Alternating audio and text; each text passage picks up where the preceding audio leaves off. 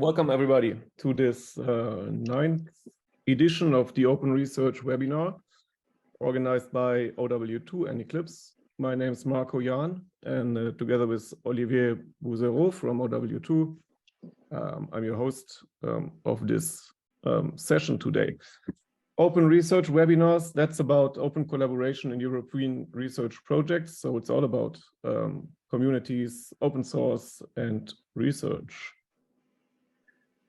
Yeah, as said, it's the 9th episode. We had a couple of previous webinars before.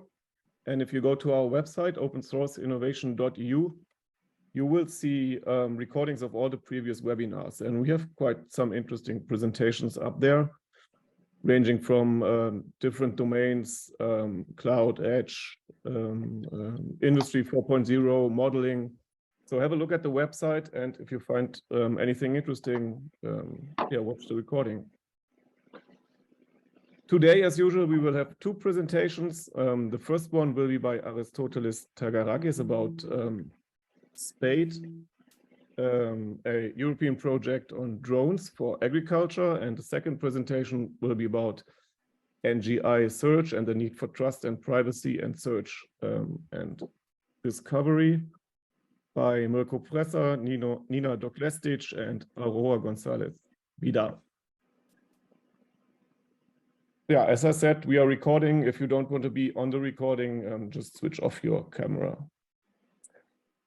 After each of the presentation, we will have 5 minutes of Q&A. If you want to raise a question or start a discussion, just raise your virtual hand in Zoom, or add the question in the chat, or just directly raise your voice. That's all fine. Just a couple of announcements by us, Eclipse and OW2. I'm very happy to announce that we just released the call for contributions to EclipseCon 2023, which will again happen in Ludwigsburg in Germany this year in October 16 to 19. Submissions are open. June 2, we have the early bird submission deadline, and June 16, we have the final submission deadline. So if you're into open source technologies and want to meet with the community, well, submit your talk, submit your contribution, and become part of EclipseCon 2023. And co-located with EclipseCon this year, we will have a scientific conference, which is called Eclipse Security, AI Architecture and Modeling on Cloud to Edge Continuum, which will happen on October 17th. Paper submission is already open and the deadline is June 25. So that's a pretty nice occasion if you're more into the well, scientific area, submit a paper, and it's also a great chance to become part of EclipseCon and again, meet the community at this event. So then that's Olivier, that's for you, that's the OW2 announcements. Yes, thank you, Marko, and I can confirm at OW2 that we are also delighted with our cooperation with you and on open research. I'm glad to welcome all the participants to this new edition of the Open Research webinar prepared together. So as a project coordinator for OW2, my role is to support you and the OW2 community day after day. And should you need to promote your open source outcomes or to make your software market ready, feel free to join OW2 and the community members. So let's share maybe before the calendar a few facts and figures about OW2. For those who don't know well the association, in 2023, this is the year of our 16th anniversary. Our software marketplace is growing with 43 open source projects, mainly in software engineering, business intelligence, content and knowledge management, but also communication and security. We are partnering with 22 associate organizations worldwide, including the Eclipse Foundation, serving more than 2,600 individual members who are open source developers.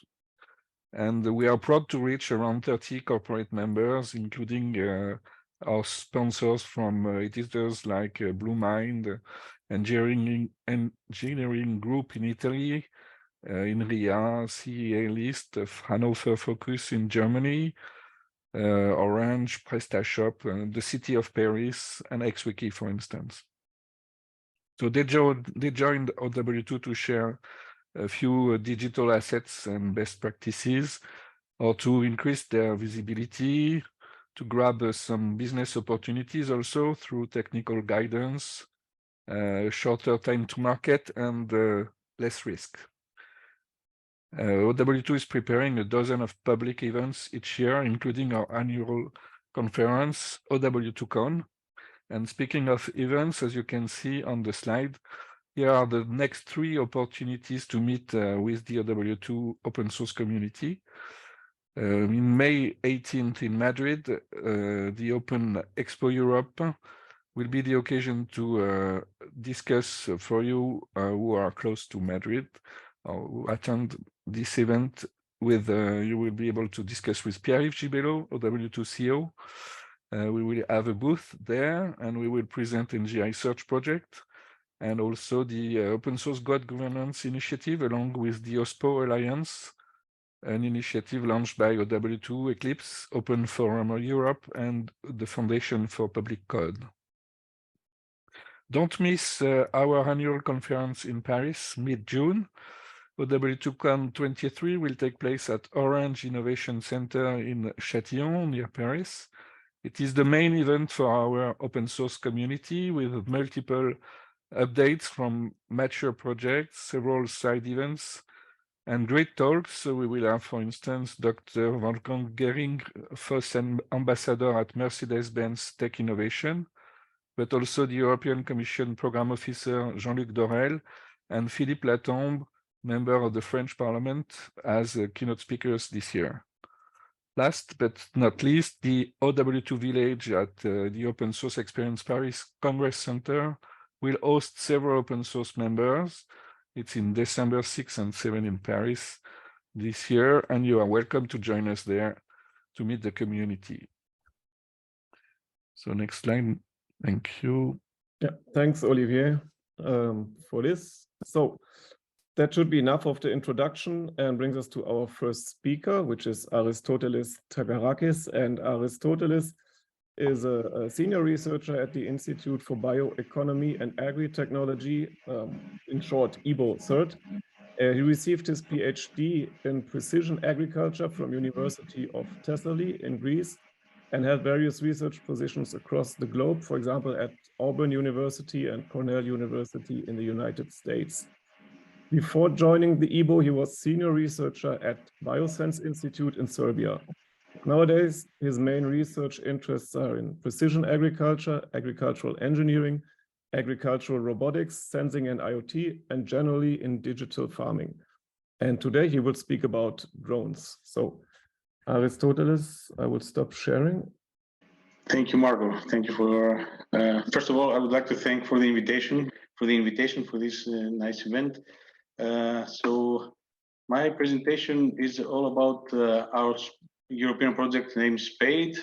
So Spade, in one small sentence, is all about drones, actually. So the long title is Multi-Purpose Physical Cyber Agri-forest Drones Ecosystem for Governance and Environmental Observation. So it's all about drones in forestry and agriculture.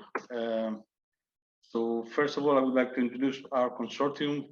The Spade consortium consists of 21 partners. As you can see in the map, we actually geographically we cover the whole Europe, from south to Central Europe and Northern Europe.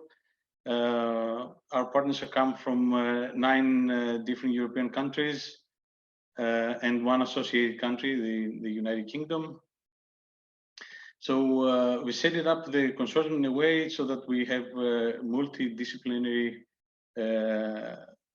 consortium, and coming from universities, research institutes, SMEs. We also have highly recognized consulting companies in agricultural companies, and we also have 2 cooperatives, so which will give us the idea what the end user is feeling about our Spade results and our project. So the question is, why did we develop this project? Why did we submit this project to the European Union? First of all, it's mainly because the drones are starting to play really important role, which is growing in the agri-food sector and in forestry. However, there are various risks related to the operation of drones, such as cybersecurity, physical safety and security hazards. There is also a large risk with errors by humans, which are operating the drones. Also, the regulations concerning the drones are still new and are being updated constantly. So there is a gap there as well. And what we're doing in Spade also is that we are mapping all the regulations across Europe and for each country participating in Spade. So afterwards, in the end, we will have nice documents with directions and so on.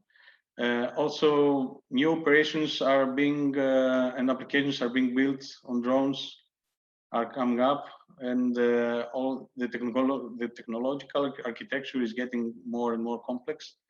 Therefore, there is a gap there. There is a need.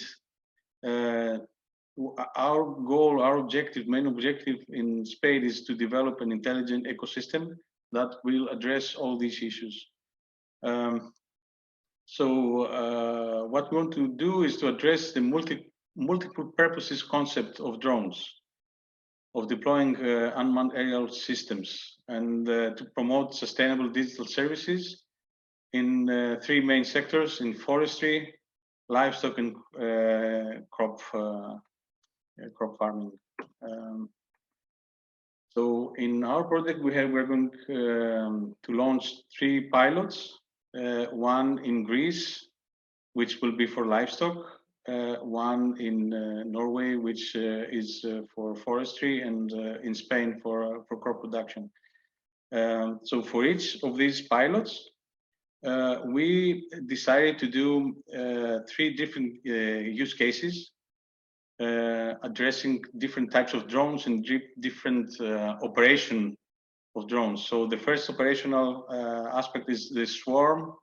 So the idea is to have a swarm of small drones working together to do some tasks in each of the pilots. And then the second is medium drones collaborating with each other. And the third use case is the large drone that is mainly for applications. So spraying and other applications I will show you later on. So our experiences from all these use cases and the outcomes will help us address challenges in terms of legislation, technological, and operational aspects. And let's take the pilots one by one, starting with the forestry. For the swarm operation, what we want to do is to have an improved forest inventory by launching a swarm of small drones inside the forest. So what is innovative here is not that we are launching a swarm, it's that we aim to also have flights underneath the canopy, on top of the canopy, of course, and also underneath, inside the forest. So for the cooperating task, that's we are planning to have tethered drones. So this is a drone connected to the harvester, which is a huge machine that goes in the forest. So the drone can continuously receive power from the harvester, and then it can provide to the operator support for monitoring the environment around the machine. We are also checking other options apart from this, but this is the main task for now. And for the large single drone, the idea is to have a cargo drone with modified with in order to be able to lift heavy objects, in the forestry case, the logs of the harvested trees. But we also have another idea to also make a drone within Spade that will have a robotic arm to plant trees inside the forest. We have too many ideas, so now we are defining the requirements for the pilot. So it's not finalized yet, but this is the main idea what we are going to more or less develop. So for the crop production pilot, again we have the swarm, which of course the swarm will fly over the fields and collect images for improved pest control and crop monitoring and other operations. In terms of trees, when we have tree crops, we can also have the swarm flying underneath the canopies, so that we have a better image of and better detection of pests and diseases. And we also have the cooperating. Again, here we can also use the tether option, but also the collaborative collaboration of two drones. We can have, we might have a mother drone, a large one, and then smaller, one or two smaller ones. The large one can fly over the canopy. The small ones, if needed, they can fly over, under the canopy and so on. And they will communicate with each other. And also the large drone, mainly it should be something like a spray drone to do applications and for spraying applications or even fertilizer applications. So with this pilot, we progressed a little bit in the requirements. Our partners from the pilot, they formed this nice list, wish list. So we're going to have use case in potato fields, olive and citrus orchards, in terrace crops, which is actually in terrace crops, it's really difficult to do any operations. So drones are really a good solution there.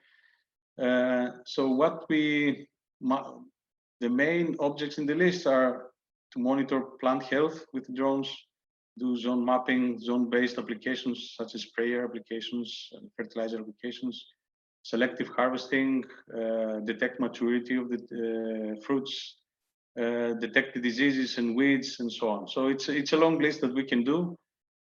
We are at the stage of defining what we're going to do now. And also for the livestock, of course, there it's for open field livestock. So it's for goats and sheep. So this pilot will be launched in Lesbos Island. It's a large island in Greece, in the Aegean. So what we are trying to do there, with especially with the swarm, is what we want to do is to fly over and detect the sheep flocks where they are, if they're in danger, and so on. So we want improved monitoring of the livestock with this application. So the swarm has the provides the ability to fly lower without impacting the sheep, because the drones are very small, so it doesn't affect much. Also for the cooperating, we have also the tethered option, but also the collaborative between large and small drones. And finally, with the large drones, the options are mainly to do spraying applications in areas where we have hazard of insects that carry diseases, such as mosquitoes. So we will do an operation like this.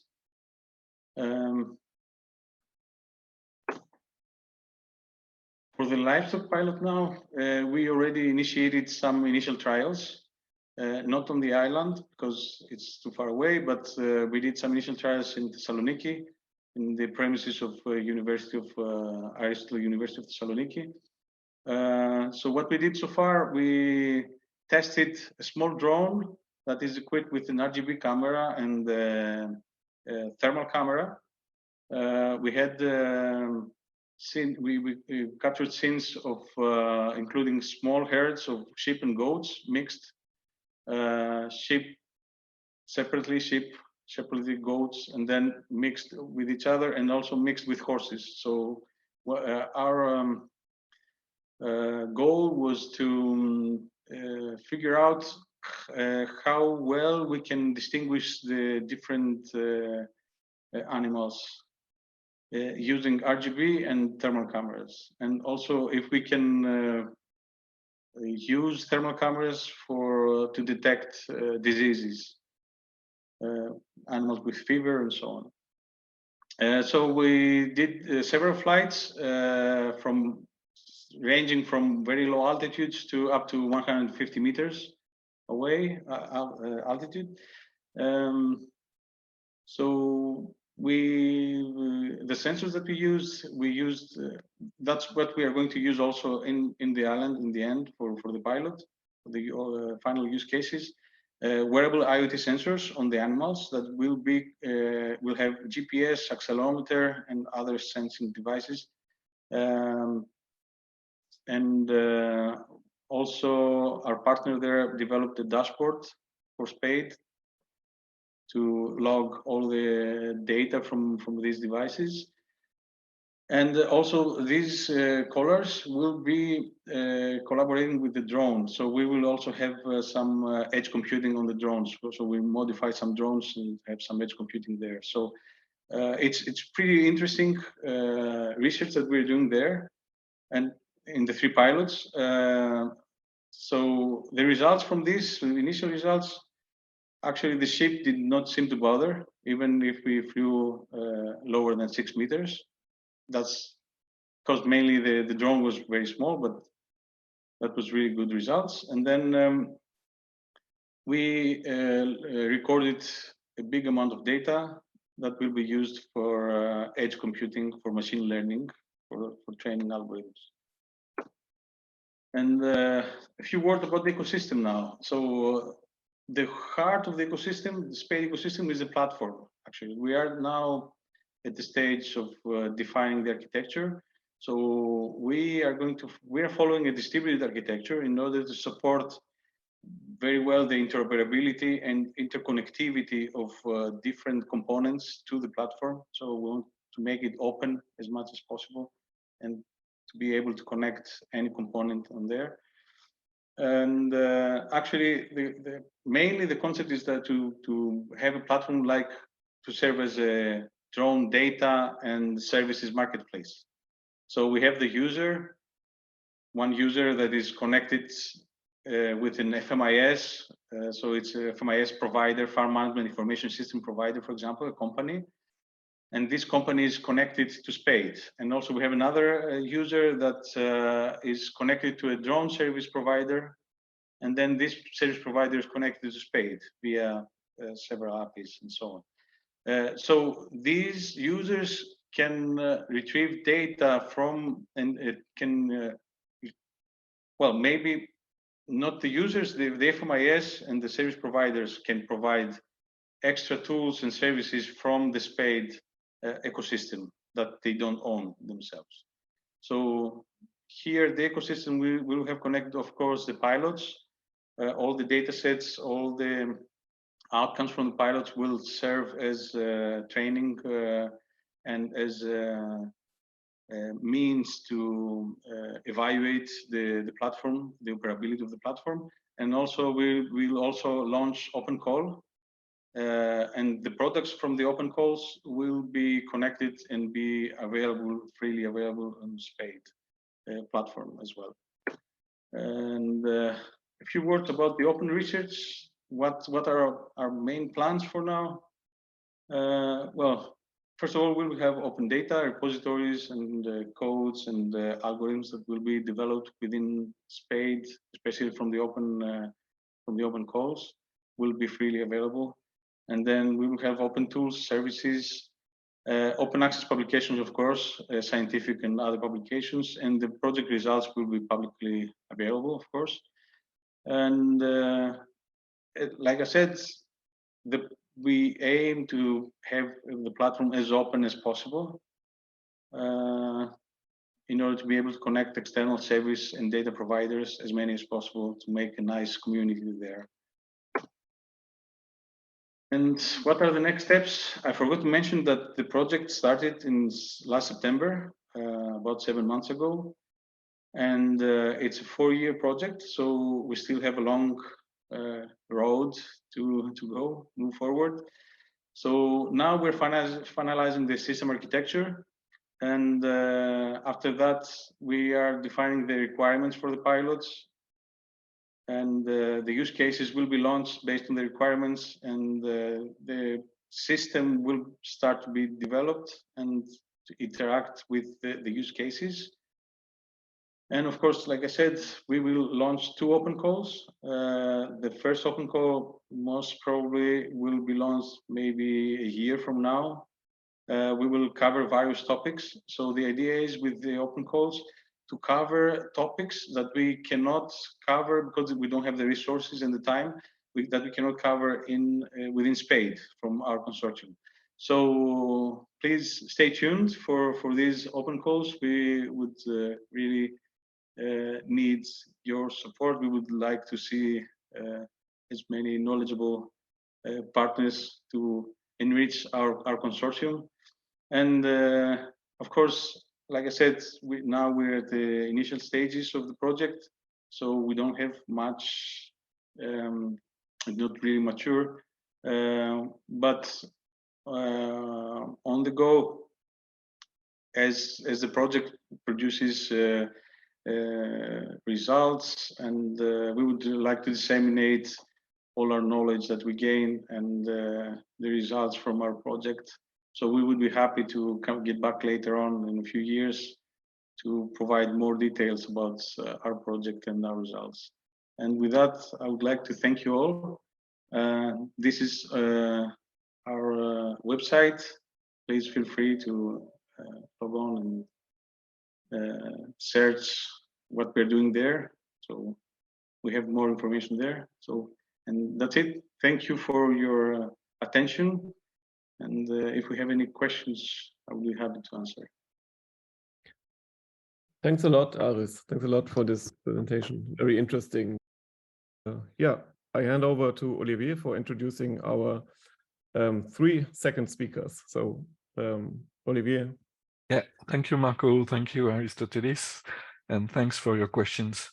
I'm glad to introduce 3 speakers exactly from NGI Search project, starting with 2 exceptional women.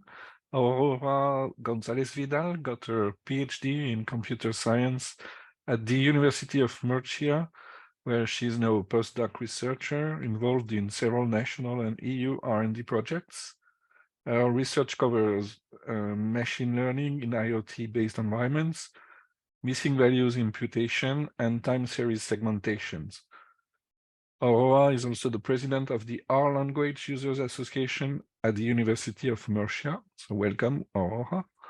Nina Doklestic is project lead at FundingBox, where she's specialized in championing entrepreneurs and innovators seeking funding and acceleration opportunities.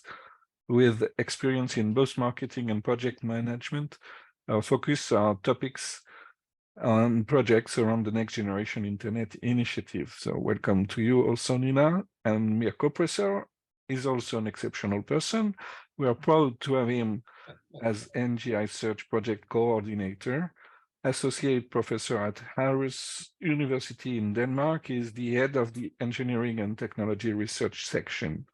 Marko is teaching, leading research in 3 domains: digital technologies, technological business development, innovation, and sustainability. So welcome to you, Marko, Nina, and Aurora. It's a real pleasure to give you the floor now to present NGI Search progress. Thank you, Olivier, for the exceptional introduction. I don't think we have been honored that much, at least I haven't been. Thank you for also introducing Nina and Aurora. They'll come on a little bit later in the presentation. I'll start off, and then Aurora will take over presenting some of the topics that we're working with in the project that I'll talk about, and Nina will round us off at the very end. So, and thank you for the invitation as well. I'm also delighted to be able to present NGI Search to you. NGI Search is also one of those EU projects that hangs around and is actually part of a much larger family of projects. And this is, I think, where we'll start. We'll start with this NGI family, or if you go to NGI.eu, you can find a bunch of projects that have been previously funded, are still running, and there'll be still a few projects coming in the future. You can find a lot of material on the various people that have been receiving money in the NGI project, as well as all of their open source components and software that have been cataloged also on the website. And I think there've just been also a bunch of open calls been made that's just been unfortunately closed that use some of those components also in future projects.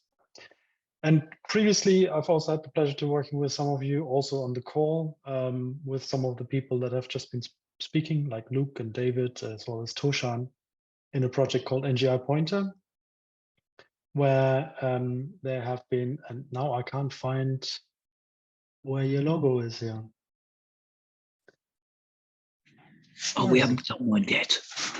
Oh, there wasn't one on there. Okay, yeah. So, but we've previously worked with Luke and David, as well as Toshan, and then also now in the future with Konstantinos, another colleague, on some of the projects under this NGI Search project that I'll get to in a minute. So the project is a constellation out of 4 partners. So Aarhus University, which I can also happily see that the Spade Horizon project also has a partner. So a good Danish representation as well with SDU on the call today. And FundingBox, Linknovate, as well as Murcia University, and of course OW2 with Olivier, who's been speaking earlier on.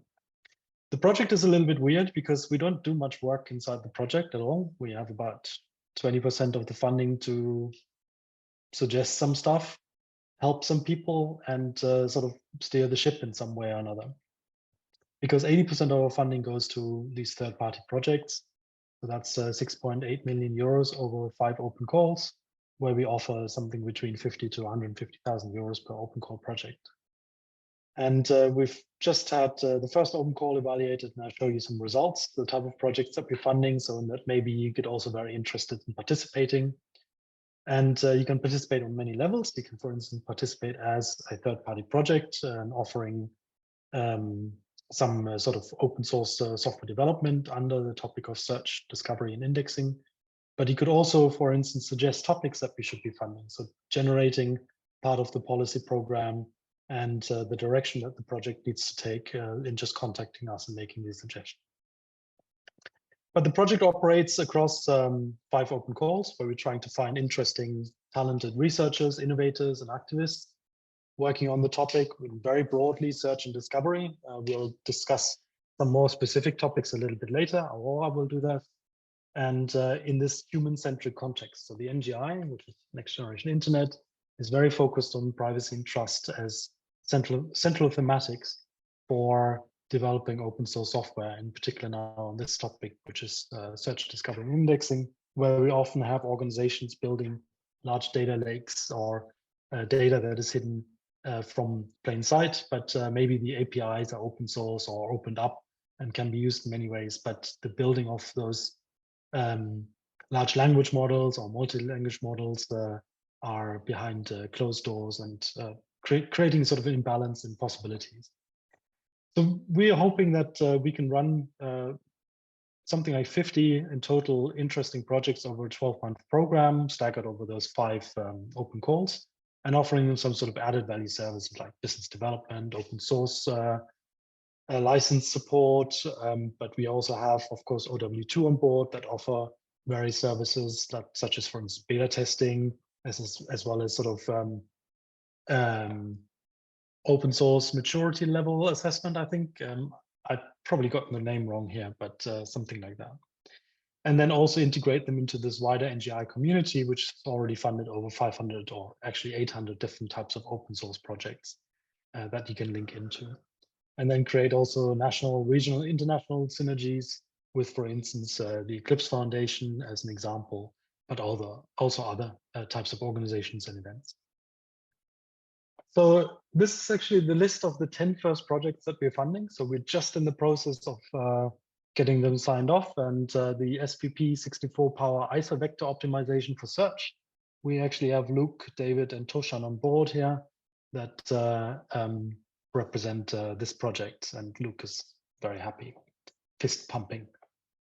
Good. So just very briefly going through the types of projects that we have listed here. Search Delicious is, for instance, an open source search platform for open food facts are standing here, but it's any kind of inventories of these types of data that can then be put onto the platform, and the platform can be used for those purposes to create the searchable environment for these kinds of data. Tunnel Later is an interesting project that in a distributed fashion connects different pools of resources, in this case job-based, so job pools as well as possible workers on those jobs. Build Search works in the domain of the built environment, looking at the resources and how to create information about that. The HeFanMe project is focused on looking at health-related fake news data. The Lab Discovery project tries to connect the resources on different lab equipment resources that are at, for instance, university departments with potential users and offering that. Madada is a activist project that focuses on how citizens engage with authorities and collecting data and making requests for certain information that comes from the public authorities, making sense out of it and sharing it across the community. The IT Twinning project looks at digital product passport for a circular management of ICT devices. So in particular, decommissioning of laptops or phones and how they could be, for instance, brought into circulation again.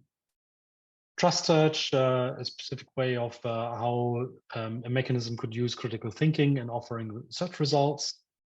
Already mentioned the SVP64 project. And then the final project is a combination of two projects, actually. One is on my disk, which is a decentralized delivery network, let's say, and Pairs Technology, which is a search engine, and combining those into one sort of service offering that can be used. All of the projects are under strict open source licenses with good documentation. Those are the requirements that we have. And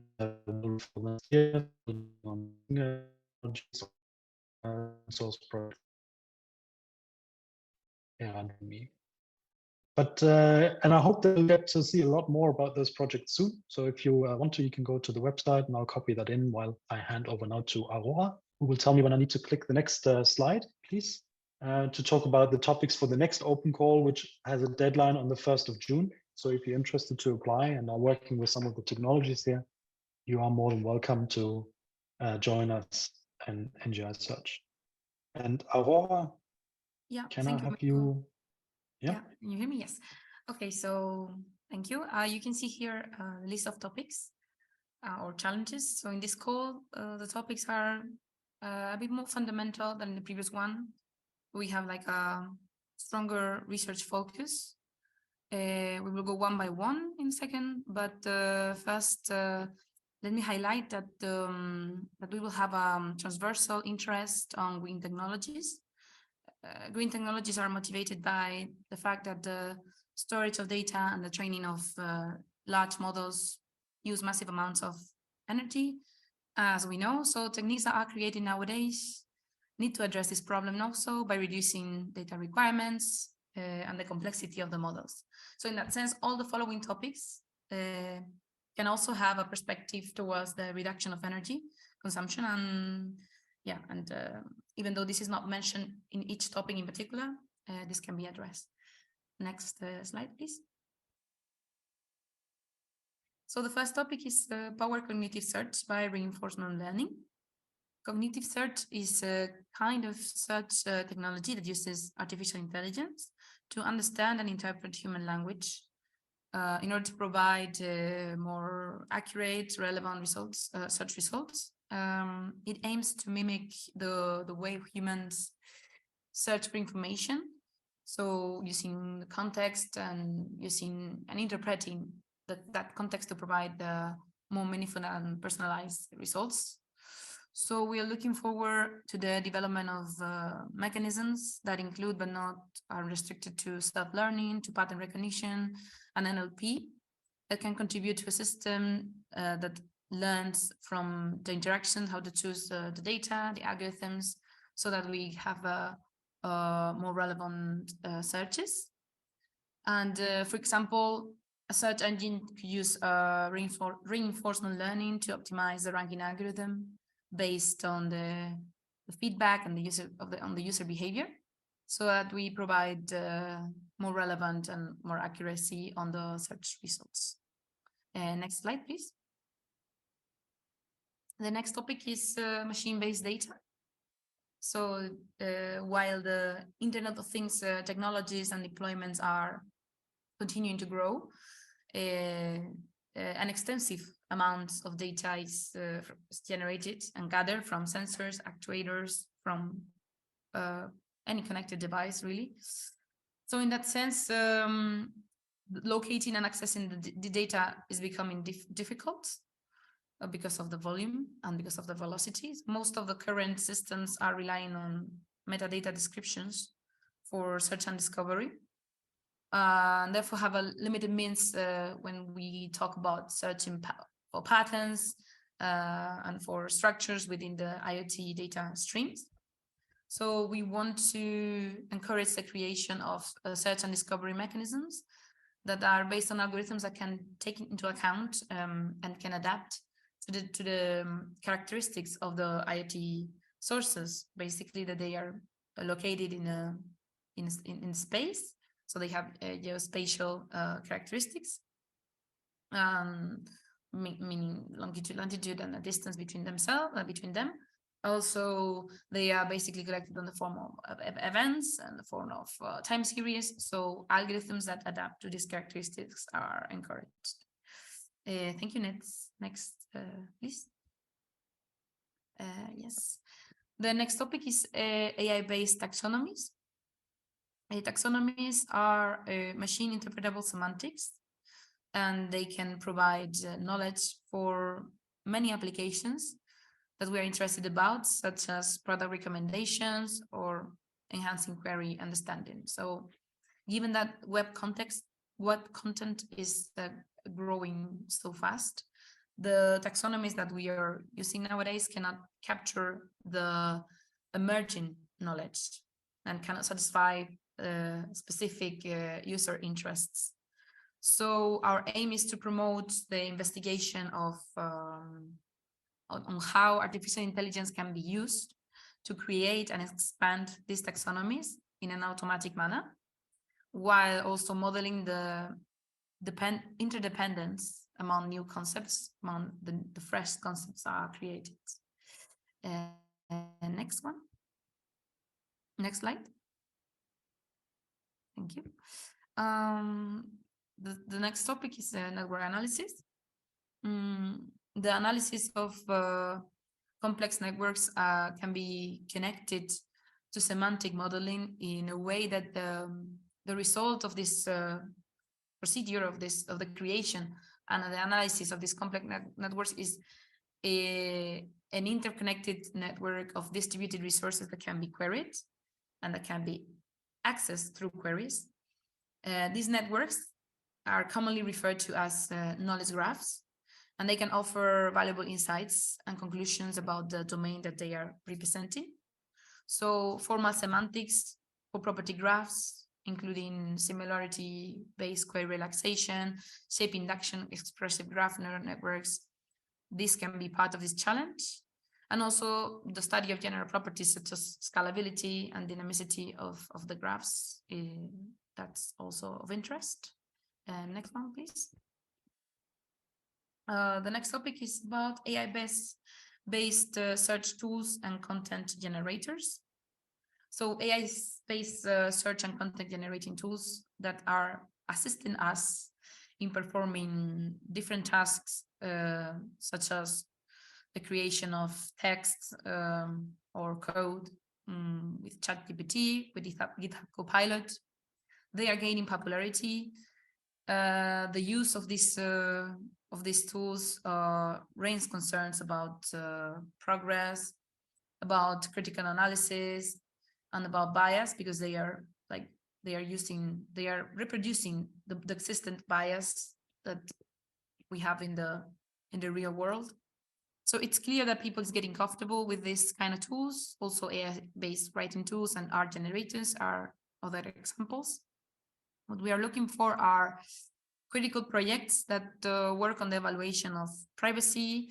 They define research gaps concerning the accuracy of answers and the performance of these tools, including the analysis of their vulnerability and the qualitative improvement of results. Next one, please. The next topic is about ethics in search and discovery. So it's clear that the advancements on search and discovery, coupled with the progress in AI, present promising opportunities, but it's important to consider the ethical and social implications. So in order to keep fundamental rights like privacy and freedom of choice, the ethical frameworks need to be developed in order to ensure that algorithms do not pose threats to these values. So we look for solutions that are aligned with the European Commission report named Ethics Guidelines for Trustworthy AI. And this provides a clear way to evaluate responsible development of AI systems applied, but we want it to be applied to the discovery and search tools. So tools to deal with misinformation, to provide literacy on data, on any kind of technical tools, and also to address opacity are encouraged. Also, debiasing mechanisms, including data augmentation, promoting minority tagging, and bias fine-tuning are examples of that leads up to the to a responsible and explainable AI. So we're looking for this kind of mechanisms in this topic. And next one, please. And finally, we have a general topic named Enabling New Ways of Discovering and Accessing Information.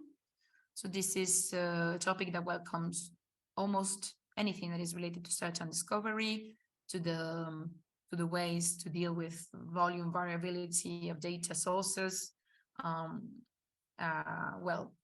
Something innovative with regards to that, so that we don't leave it out, and anything really can be of our interest, anything that provides value.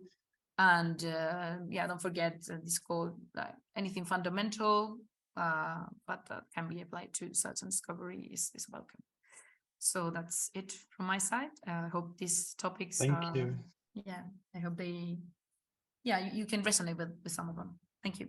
Thank you, Aurora. And just to clarify a little bit, Nina will also now come in and talk about the basic rules of the second open call and some submission guidelines. I've already copied some text in there, but you're most welcome to apply. But please remember, this is a call for specifically smaller projects, of course, but also for otherwise applicants that don't necessarily can get funding from the larger European calls or from the bank, maybe necessarily, but maybe those that are doing open source developments already for a while and need a break to focus on their projects. Those are the particular ones that we are very, very interested in.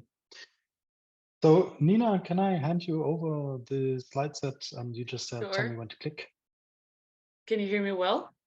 Yes, very well. All right, perfect. So thank you for this, and hi everyone, good afternoon. I will let you know a bit more about the application process itself and what is therein for you in this open call. So first things first, most of our successful applicants have carefully read the guide for applicants and the frequently asked questions that you can find on the OpenCall site. So we strongly encourage all our applicants to do the same, to get to closer to the successful application. Regarding the OpenCall benefits, so joining, as already said, joining the NGI Search support program with the duration of up to 12 months. Then receiving funding of up to 50,000 if the applicant is a natural person applying on their behalf, or up to 150,000 if the applicant applies as an organization. And there's also an option to receive those the technical business and innovation mentoring provided by the project partners that Mirko already explained. Regarding the eligibility criteria, we are basically calling everyone, so individuals or organizations looking to change the way users search and discover on the internet within the European values and within the NGI values of openness, transparency, and privacy and trust in mind. So both natural persons and organizations are welcome. We also accept consortia of combination of those two. So combination of natural person and organization, or consortia of only natural person and only organization. The limit is still 3 members per team. The maximum funding, this is important on the budget. So the maximum funding per project of 150,000 cannot be exceeded. So no matter the size and the composition of the projects, if the applicants apply more than one consortium, the upper funding limit is always 150 for the organization, and the 50,000 is per natural person. Also, that also remains. So whether they apply independently or within a consortia or across the several consortia, for natural person is always 50,000, sorry. So we have 4 stages of evaluation process. You